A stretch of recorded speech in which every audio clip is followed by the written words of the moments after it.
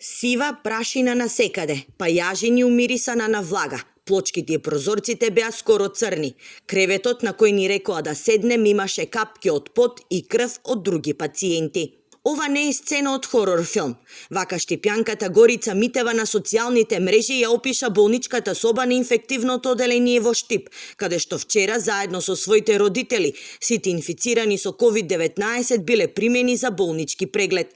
Тврди дека за амбулантно возило со кое требало да ги транспортираат од дома до болницата чекале 3 дена, за на крај тие сами да се организираат. Младата штипјанка реши да ја сподели семејната голгота, но и да проговори за несоодветниот однос на медицинскиот персонал, на кој наишле при прегледот кој им бил закажан вчера, откако 11 дена се лекувале во домашни услови. Објаснува дека кон нив се однесувале како со животни и наместо со мирен и спокоен тон наишле на лекари подготвени за тепачка.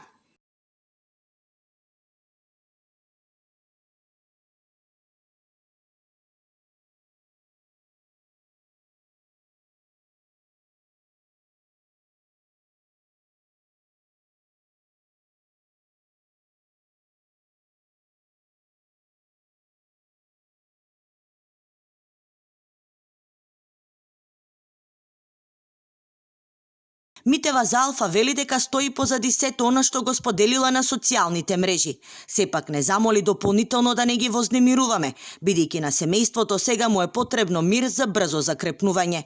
Директорот на болницата Ален Георгиев ја повика Митева да напише изјава до него, во која ќе го опише третманот што го добил од медицинскиот персонал, пошто и тој соодветно би постапил. Во меѓувреме состојбата во Штип кој го доби приматот македонски Вухан станува се поалармантна. Матичните лекари тврдат дека се потешко можат да закажат тестирање. Па ево, јас веќе 2,5 недели немам закажано термин за тестирање. А имам пациенти што се за тестирање, кај што биле во контакт со заболени или некој од фамилијата им е позитивен на COVID-19.